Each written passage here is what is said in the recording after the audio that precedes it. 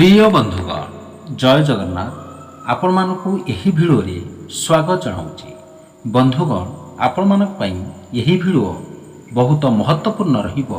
Video को fast to last पर्यंत निश्चिंत भाव में देखिए। एबे शुणु स्वर्गरु आसीची एही फूल घरे रखिले स्वामी स्त्री भाग्य बदली जीव मिलिब धन यह जानिबा पूर्व किछि हितबाणी मन रखिबा।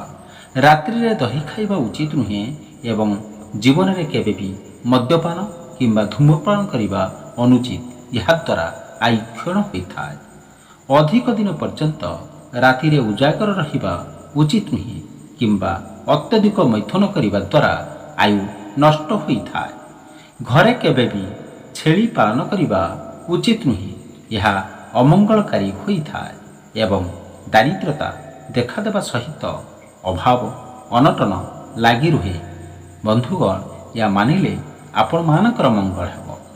स्वामी स्त्री मध्य जुक्तितर्क किंबा कलह लगी रहिले अशुभ होता है एवं घरे अर्थ अभाव देखादेवा सहित दारिद्रता वृद्धि पाई थाए।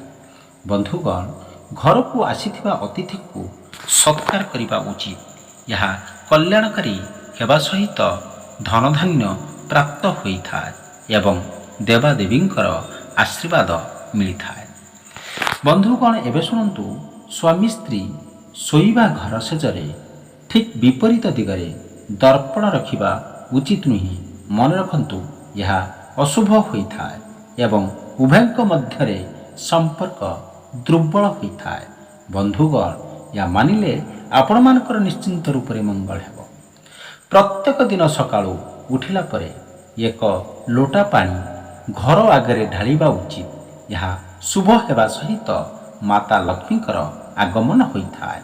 बंधुगण यह निश्चिंत करंतु आपण मानकर भाग्य परिवर्तन हेब। द्वितीय एवं तृतीय तिथि कौनसी स्थान को जीवा द्वारा यात्रा शुभ होता है एवं कार्य सफल होता है। प्रतिपदा किंबा चतुर्थी तिथि कौनसी कार्य यात्रा कले कार्य निष्फल होता है एवं अर्थ हानि होता है।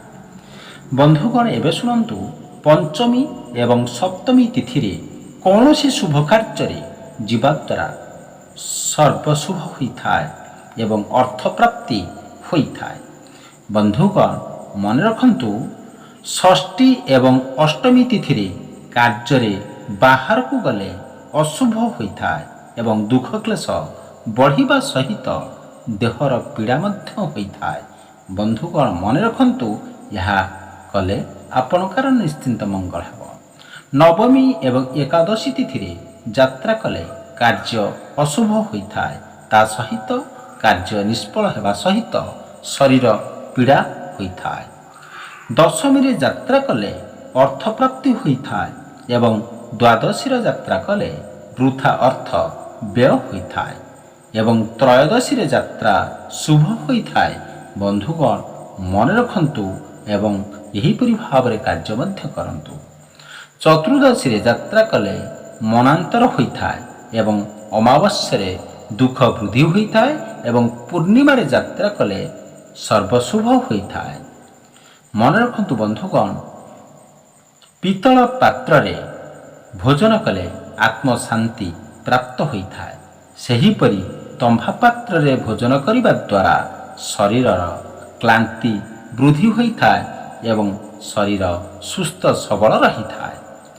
कदली पत्र रे भोजन करिबा द्वारा मानसिक शांति प्राप्त होता है एवं आयु वृद्धि हेबा सहित दारिद्रता दूर होता है। भोजन करुथिबा समय रे स्नान करुथिबा समय रे मन रखंतु एवं अशौच समय रे काहाकु नमस्कार करिबा उचित नुहे। यह द्वारा आपणकर दारिद्रता देखा दे थाए। यह मानंतु आपण मानकर निश्चिंत रूप से मंगल हेब। एक हस्तरे गुरु गुरुजन ब्राह्मण एवं देवता को केबे भी नमस्कार करिबा उचित नुहे। यह अशुभ हेबा सहित अमंगलकारी होता है। बंधुगण एवं मन रखंतु बुधवार किंबा शुक्रवार दिन नख किंबा बाल काटिबा उचित। यह शुभ होता है एवं आयुष वृद्धि हेबा सहित आत्मशक्ति वृद्धि पाई थाए। ବନ୍ଧୁଗଣ ମନେ ରଖନ୍ତୁ, ଏହା ମାନିଲେ ଆପଣମାନଙ୍କର ମଙ୍ଗଳ ହେବ। ପିଲାମାନଙ୍କର ଜନ୍ମଦିନରେ ଖସା ତେଲ ଲଗାଇ ଗାଧୋଇ ଦେବା ଉଚିତ ଏବଂ ଖସା ଲଡ଼ୁ ଖାଇବା ଦ୍ୱାରା ବର୍ଷେ ପର୍ଯ୍ୟନ୍ତ ବିଘ୍ନନାଶ ହୋଇଥାଏ। ମନେ ରଖନ୍ତୁ ବନ୍ଧୁଗଣ, ଛୋଟ ଛୋଟ କାମକୁ କଲେ ଆପଣମାନଙ୍କର ମଙ୍ଗଳ ହୋଇଥାଏ। ଶନିବାର ଦିନ ଲୁହା ଜିନିଷ କିଣାବିକା କରିବା ଉଚିତ ନୁହେଁ। ଏହା ଅଶୁଭ ହୋଇଥାଏ ଏବଂ ବିଭିନ୍ନ ପ୍ରକାରର କ୍ଷତି ହେବା ସହିତ ଦାରିଦ୍ରତା ବୃଦ୍ଧି ହୋଇଥାଏ। ଗାଲରେ କେବେ ବି ହାତ ଦେଇ ବସିବା ଉଚିତ ନୁହେଁ। ଏହାଦ୍ୱାରା ମୁଣ୍ଡ ବ୍ୟଥା ହୋଇଥାଏ ଏବଂ ଖାଦ୍ୟ ହଜମ ହୋଇନଥାଏ। ଗୋଡ଼ରେ ଯନ୍ତ୍ରଣା ଦେଖାଦିଏ ଏବଂ ମନରେ ଦୁଶ୍ଚିନ୍ତା ବୃଦ୍ଧି ହୋଇଥାଏ। ବନ୍ଧୁଗଣ ଏବେ ମନେ ରଖନ୍ତୁ, ବାଛୁରୀ ସହିତ ଗାଈକୁ ଦେବୀ ସଦୃଶ ପୂଜା କଲେ ମାତା ଲକ୍ଷ୍ମୀଙ୍କର କୃପା ଲାଭ ହୋଇଥାଏ ଏବଂ ଘର ଧନଧାନ୍ୟରେ ପୂର୍ଣ୍ଣ ହୋଇଥାଏ।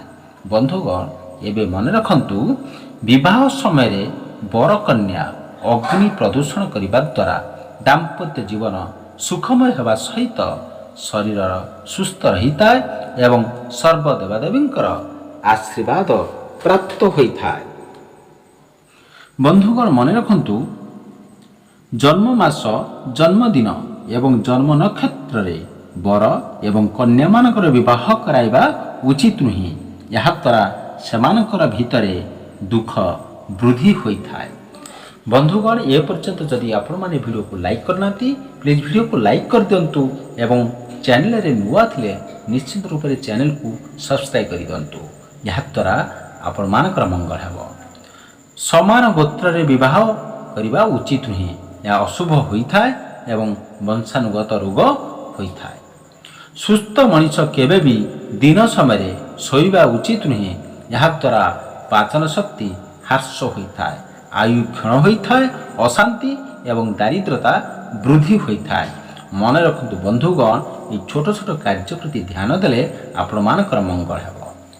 ନିଜ ସ୍ତ୍ରୀର ନିନ୍ଦା କେବେ ବି ଅନ୍ୟମାନଙ୍କ ପାଖରେ କରିବା ଉଚିତ ନୁହେଁ। ଏହା ଅମଙ୍ଗଳକାରୀ ହୋଇଥାଏ ଏବଂ ଅର୍ଥହାନି ହେବା ସହିତ ଦୁଃଖ କଷ୍ଟ ପ୍ରାପ୍ତ ହୋଇଥାଏ। ବନ୍ଧୁଗଣ ଏବେ ମନେ ରଖନ୍ତୁ, ଗର୍ଭବତୀ ମହିଳାମାନେ କେବେ ବି ଦାନ୍ତ ମୂଳକୁ କାଠି ଦ୍ୱାରା ଖୁଣ୍ଟିବା ଉଚିତ ନୁହେଁ। ଏହାଦ୍ୱାରା ସନ୍ତାନର ଅମଙ୍ଗଳ ହୋଇଥାଏ ଏବଂ ସନ୍ତାନର ଆୟୁଷ କମ୍ ହୋଇଥାଏ। ବନ୍ଧୁଗଣ ଏବେ ମନେ ରଖନ୍ତୁ, ଛୋଟ ଛୋଟ କଥାରେ କେବେ ବି ଶପଥ ନେବା ଉଚିତ ନୁହେଁ ଏବଂ ଏହା ଅମଙ୍ଗଳକାରୀ ହୋଇଥାଏ ଏବଂ ଜୀବନରେ ଦୁଃଖ କଷ୍ଟ ପ୍ରାପ୍ତ ହୋଇଥାଏ।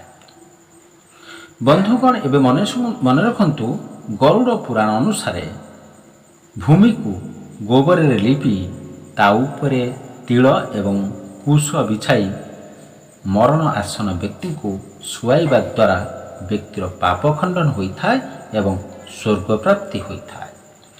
କୁକୁର ପଛରେ କେବେ ବି ଗୋଡ଼ାଇବା ଉଚିତ ନୁହେଁ। ଏହା ଅଶୁଭ ହୋଇଥାଏ ଏବଂ ଅମଙ୍ଗଳକାରୀ ହେବା ସହିତ ଅନିଷ୍ଟ ମଧ୍ୟ ହୋଇଥାଏ ବା ଏହା ମାନିଲେ ଆପଣମାନଙ୍କର ମଙ୍ଗଳ ହେବ। ବନ୍ଧୁଗଣ ଏବେ ଶୁଣନ୍ତୁ, ଝଗଡ଼ା କରିବା ଅତ୍ୟନ୍ତ ସାଧାରଣ କଥା, କିନ୍ତୁ ଯଦି ଏହି ଝଗଡ଼ା ଅଧିକ ବଢ଼େ ତେବେ ଜଣେ ବ୍ୟକ୍ତିଙ୍କ ଜୀବନରେ ସମସ୍ୟା ବଢ଼ିବାକୁ ଲାଗିଥାଏ, ବିଶେଷ କରି ସ୍ୱାମୀ ସ୍ତ୍ରୀଙ୍କ ମଧ୍ୟରେ। ତେବେ ଆଜି ଆମେ ଏମିତି ଏକ ଫୁଲ ବିଷୟରେ କହିବାକୁ ଯାଉଛୁ ଯାହାଦ୍ୱାରା ସ୍ୱାମୀ ସ୍ତ୍ରୀଙ୍କ ମଧ୍ୟରେ ସବୁ ସମସ୍ୟା ଦୂର ହୋଇଯିବ। ଏପରି ପରିସ୍ଥିତିରେ ଆଜି ଆମେ ଏହି ଫୁଲ ଗଛଗୁଡ଼ିକ ବିଷୟରେ କହିବୁ।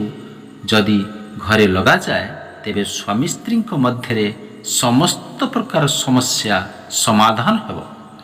ଏହି ଫୁଲଗୁଡ଼ିକରେ ମଧୁକାମିନୀ ଏବଂ ପାରିଜାତ ପରି ଫୁଲ ଅନ୍ତର୍ଭୁକ୍ତ। ମଧୁକାମିନୀ ଫୁଲର ସୁଗନ୍ଧ ଆଶ୍ଚର୍ଯ୍ୟଜନକ।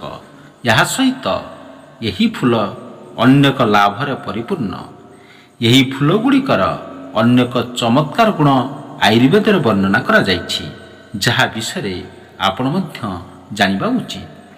ବାସ୍ତବରେ ଯଦି ଆମେ ମଧୁକାମିନୀ ବିଷୟରେ କଥା ହେବା, ଏହା ଏକ ଚିରସବୁଜ ଗଛ। ଏହି ଫୁଲ ଗଛର ନାମ କାମିନୀ କୁସୁମ ସହ ଅନେକ ନାମ ଅଛି। ବାସ୍ତୁଶାସ୍ତ୍ରଙ୍କ ଅନୁଯାୟୀ ମଧୁକାମିନୀ ଗଛକୁ ଶୋଇବା ଘରେ ରଖିବା ଦ୍ୱାରା ଜୀବନକୁ ସୁଖ ଭରି ରହିଥାଏ। ଏହା ସମଗ୍ର ଘରକୁ ଖୁସିରେ ପରିବର୍ତ୍ତନ କରିଥାଏ। ଘରେ ଏହି ଗଛ ଲଗାଇବା ଦ୍ୱାରା ଖାଲି ସକାରାତ୍ମକତା ଆଣିନଥାଏ, ବରଂ ଅନେକ ରୋଗ ସମସ୍ୟାକୁ ମଧ୍ୟ ଦୂର କରିଥାଏ। ଏହି ଫୁଲର ସୁଗନ୍ଧ ମଧ୍ୟ ମାନସିକ ଚାପକୁ ଦୂର କରିଥାଏ। ଶ୍ୱାସକ୍ରିୟା ରୋଗ ଥିଲେ ମଧ୍ୟ ଏହି ଫୁଲର ପତ୍ରକୁ ଔଷଧ ଭାବରେ ବ୍ୟବହାର କରିବା ଉଚିତ। ଏହାର ପତ୍ରକୁ ଫୁଟାଇ ଏହାକୁ ପ୍ରତିଦିନ ପିଇବା ଦ୍ୱାରା ସମସ୍ତ ପ୍ରକାରର ଶ୍ୱାସକ୍ରିୟା ସମସ୍ୟା ଦୂର ହୋଇଥାଏ। ସେହିପରି ଏହି ଫୁଲ ସ୍ୱାମୀ ସ୍ତ୍ରୀଙ୍କର ପ୍ରେମ ସମ୍ପର୍କରେ ମଧୁରତା ଭରିଦିଏ। ଏହାକୁ ବେଡରୁମ୍ରେ ରଖିବା ଦ୍ୱାରା ସ୍ୱାମୀ ସ୍ତ୍ରୀଙ୍କ ମଧ୍ୟରେ କେବେ ବି ମଧ୍ୟ ବିବାଦ ଦେଖାଦେବ ନାହିଁ ଏବଂ ସ୍ୱାମୀ ସ୍ତ୍ରୀ ମଧ୍ୟରେ ଭଲ ସୁସମ୍ପର୍କ ଗଢ଼ି ଉଠିବ ଏବଂ ସମସ୍ତ ପ୍ରକାର ମନୋମାଳିନ୍ୟ ଦୂର ହେବ ଏବଂ ଏହା ସହିତ ଘରର ବାତାବରଣ ଶୁଦ୍ଧ ହେବା ସହିତ ଆପଣମାନଙ୍କର ସମସ୍ତ ସମସ୍ୟା ଦୂର ହେବ ଏବଂ ଆପଣମାନଙ୍କର ଧନ ସମ୍ପତ୍ତିରେ କୌଣସି ବୈଭବରେ କୌଣସି ତ୍ରୁଟି ହେବ ନାହିଁ। ଏ ସମସ୍ତ ସମସ୍ୟା ଦୂର ହୋଇଯିବ। ବନ୍ଧୁଗଣ, ଏହି ଭିଡ଼ିଓଟି ଆପଣମାନଙ୍କୁ ନିଶ୍ଚିନ୍ତ ଭାବରେ ଭଲ ଲାଗିଥିବ। ଯଦି ଭଲ ଲାଗିଥିବ ଭିଡ଼ିଓକୁ ଗୋଟିଏ ଲାଇକ୍ କରିବେ ଏବଂ ଚ୍ୟାନେଲରେ ନୂଆ ଥିଲେ ଚ୍ୟାନେଲକୁ ନିଶ୍ଚିନ୍ତ ରୂପରେ ସବସ୍କ୍ରାଇବ୍ ରଖିବେ। Thank you so much watching.